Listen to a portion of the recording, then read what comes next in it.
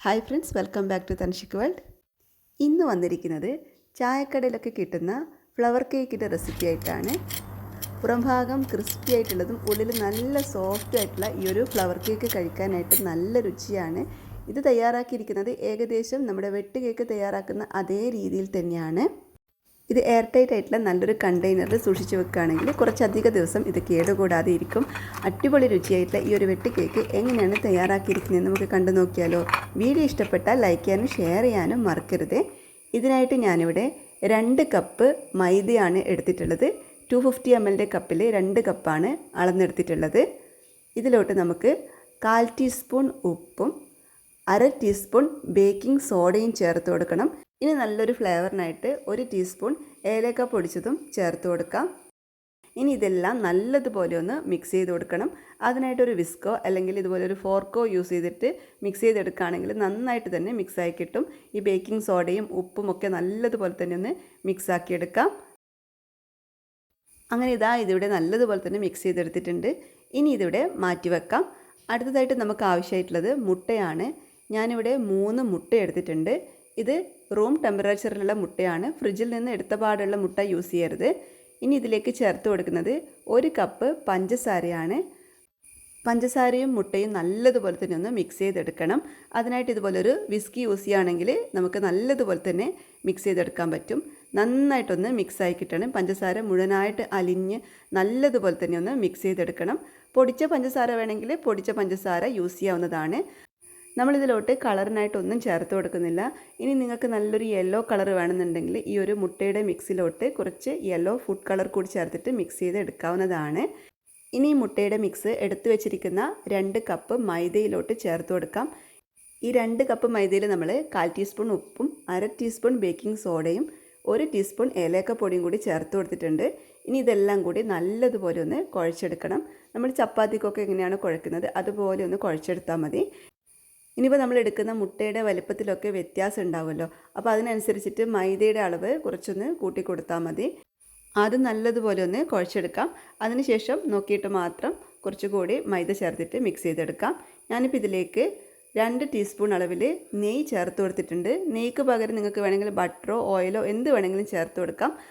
അപ്പോൾ ഈ ഒരു മാവ് കുറച്ചൊന്ന് ലൂസായിട്ടാണ് ഇരിക്കുന്നത്. നമുക്കിത് ഒന്ന് പരത്തിയെടുക്കാനുള്ളതാണ്. അതുകൊണ്ട് ഞാനിതിലേക്ക് 2 ടേബിൾ സ്പൂൺ മൈദ കൂടി ചേർത്തിട്ട് ഒന്ന് കുഴച്ചെടുക്കുന്നുണ്ട്. ഈ ഒരു അളവ് കറക്റ്റായിരിക്കും. നല്ലതുപോലെ ഒന്ന് കുഴച്ചെടുക്കാം. നമ്മൾ സാധാരണ ചപ്പാത്തി മാവിനൊക്കെ കുഴക്കുന്നത് പോലെ കുഴച്ചെടുത്താൽ മതി. അപ്പോൾ നിങ്ങളിങ്ങനെ നോക്കിയിട്ട് മാത്രം മൈദാപ്പൊടി ചേർത്ത് കൊടുക്കണം. എന്നിട്ട് നല്ലതുപോലെ ഒന്ന് കുഴച്ചെടുക്കാം. അങ്ങനെ ഇതിവിടെ നല്ലതുപോലെ തന്നെ കുഴച്ചെടുത്തിട്ടുണ്ട്. കണ്ടല്ലോ, ഇതുപോലെ വേണം, നല്ല സ്മൂത്തായിട്ട് വേണം കുഴച്ചെടുക്കാനായിട്ട്. ഇങ്ങനെ കുഴച്ചെടുത്തതിന് ശേഷം ഇനി ഇതൊരു അരമണിക്കൂർ നേരത്തേക്കൊന്ന് റെസ്റ്റ് ചെയ്യാനായിട്ട് മാറ്റി വെക്കാം. അതുവരേക്കും ഈ മാവ് ഒന്ന് ഡ്രൈ ആയി പോവാതിരിക്കാനായിട്ട് ഇതിന് മുകളിലേക്ക് 1 ടീസ്പൂൺ നെയ്യ് നല്ലതുപോലെ ഒന്ന് തേച്ച് പിടിപ്പിക്കാം. അതിനുശേഷം ഇത് അടച്ചിട്ട് ഇവിടെ ഒരു അരമണിക്കൂർ നേരത്തേക്ക് മാറ്റി വെക്കാം. അങ്ങനെ ഇതിവിടെ അരമണിക്കൂറായിട്ടുണ്ട്. നമ്മുടെ മാവ് നല്ലതുപോലെ ഒന്ന് സോഫ്റ്റായി വന്നിട്ടുണ്ട്. ഒന്നുകൂടി ഒന്ന് സോഫ്റ്റായി വന്നിട്ടുണ്ട്. കണ്ടല്ലോ, ഇനി നമുക്കിതൊന്ന് നല്ലതുപോലെ പരത്തിയെടുക്കാം.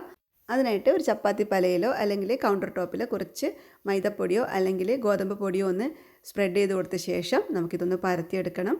വളരെ എളുപ്പത്തിൽ തന്നെ നമുക്ക് പരത്തിയെടുക്കാം. അങ്ങനെ ഒട്ടിപ്പിടിക്കുകയൊന്നുമില്ല. തിന്നായിട്ട് പരത്തിയെടുക്കാൻ പാടില്ല. അല്പം ഒന്ന് തിക്കായിട്ട് വേണം പരത്തിയെടുക്കാനായിട്ട്. വളരെ ഈസി ആയിട്ട് പരത്തിയെടുക്കാം. കണ്ടല്ലോ, നല്ല സ്മൂത്തായിട്ട് തന്നെ നമുക്ക് പരത്തിയെടുക്കാൻ പറ്റുന്നുണ്ട്. അതുപോലെ ഒന്ന് പരത്തിയെടുക്കാം. നല്ലതുപോലെ ഒന്ന് പരത്തിയെടുത്ത ശേഷം ഇനി ഇതൊന്ന് കട്ട് ചെയ്തെടുക്കണം. അതിനായിട്ട് ഏതെങ്കിലും ഒരു ബോട്ടിലിൻ്റെ ക്യാപ്പോ അല്ലെങ്കിൽ ഇതുപോലത്തെ ഒരു കുക്കി കട്ടറോ ഏതെങ്കിലും യൂസ് ചെയ്തിട്ട് നമുക്കിത് ഒന്ന് കട്ട് ചെയ്തെടുക്കാം. ഇതുപോലെ ഈ ഒരു വലുപ്പത്തിലാണ് ഞാൻ കട്ട് ചെയ്തെടുക്കുന്നത്. അങ്ങനെ എല്ലാം ഞാനിവിടെ കട്ട് ചെയ്തെടുത്തിട്ടുണ്ട്. കണ്ടല്ലോ, ഈ ഒരു തിക്നെസ്സിലാണ് ഞാൻ കട്ട് ചെയ്തെടുത്തിട്ടുള്ളത്. ഇത് നമ്മൾ എണ്ണയിലിട്ട് ഫ്രൈ ചെയ്യുന്ന സമയത്ത് ഒന്നുകൂടി ഒന്ന് പൊങ്ങി വരും. അപ്പോൾ ഇനി ഇതൊന്ന് ഫ്ലവറിൻ്റെ ഷേപ്പിൽ കട്ട് ചെയ്തെടുക്കണം. അതിനായിട്ട് ഒരു നൈഫ് യൂസ് ചെയ്തിട്ട് ഇതുപോലെ ഒന്ന് ചെയ്തെടുക്കാം.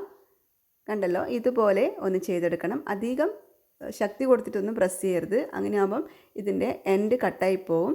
അപ്പോൾ നമ്മൾ എണ്ണയിലിട്ട് കൊടുക്കുന്ന സമയത്ത് ഇത് മുറിഞ്ഞു പോകും. ഈ ഒരു ഫ്ലവർ കേക്ക് ഷേപ്പിൽ കിട്ടില്ല നമുക്ക്.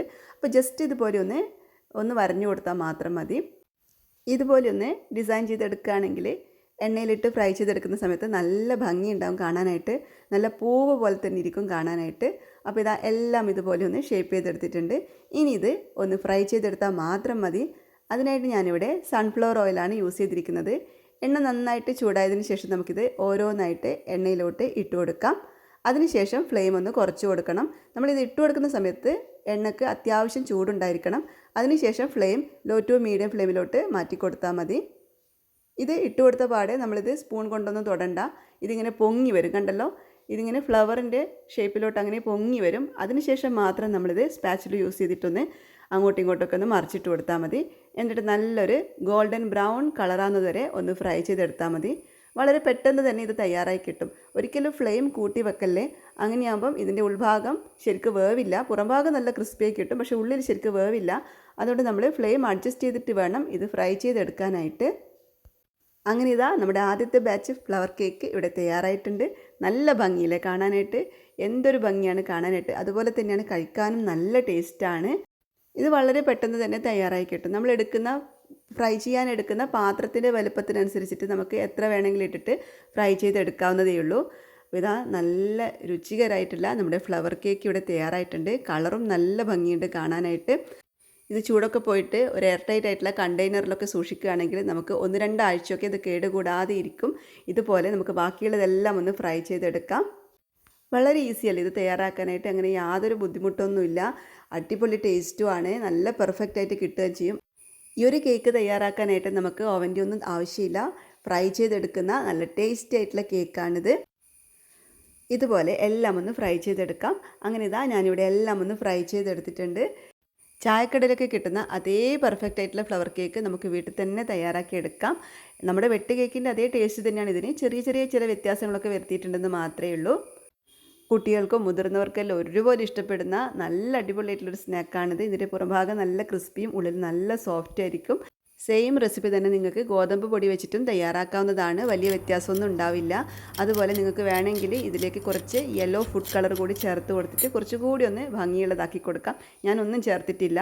ഒരു ഫുഡ് കളറും ഒന്നും ചേർക്കാതെയാണ് നമ്മളിത് തയ്യാറാക്കിയിരിക്കുന്നത്. മഞ്ഞൾപ്പൊടിയോ ഒന്നും നമ്മൾ ചേർത്ത് കൊടുത്തിട്ടില്ല. നിങ്ങൾക്ക് വേണമെങ്കിൽ ഫുഡ് കളറിന് പകരം മഞ്ഞൾപ്പൊടിയും ചേർത്ത് കൊടുക്കാവുന്നതാണ്. പക്ഷേ ബേക്കിംഗ് സോഡയും മഞ്ഞൾപ്പൊടിയും ചേരുമ്പം ചെറിയ റെഡ് സ്പോട്ട് ഇങ്ങനെ അവിടെ ആയിട്ടുണ്ടാവും. അത് വേണ്ടാന്ന് വെച്ചിട്ടാണ് മഞ്ഞൾപ്പൊടി ചേർക്കാതിരുന്നത്. അപ്പോൾ ഇതിങ്ങനെ എയർ ടൈറ്റ് ആയിട്ടുള്ള കണ്ടെയ്നറിലൊക്കെ സൂക്ഷിക്കുകയാണെങ്കിൽ നമുക്ക് 1-2 ആഴ്ചയൊക്കെ അങ്ങനെ തന്നെ ഇതിരിക്കും. അപ്പോൾ എല്ലാവർക്കും ഈ ഒരു വീഡിയോ ഇഷ്ടപ്പെട്ട് കാണുമെന്ന് വിശ്വസിക്കുന്നു. വീഡിയോ ഇഷ്ടപ്പെട്ടിട്ടുണ്ടെങ്കിൽ ലൈക്ക് ചെയ്യാനും ഷെയർ ചെയ്യാനും ആരും മറക്കരുത്. അതുപോലെ ചാനൽ സബ്സ്ക്രൈബ് ചെയ്തിട്ട് സപ്പോർട്ട് ചെയ്യാനും മറക്കല്ലേ. നമുക്ക് വീണ്ടും പുതിയൊരു വീഡിയോ ആയിട്ട് കാണാം.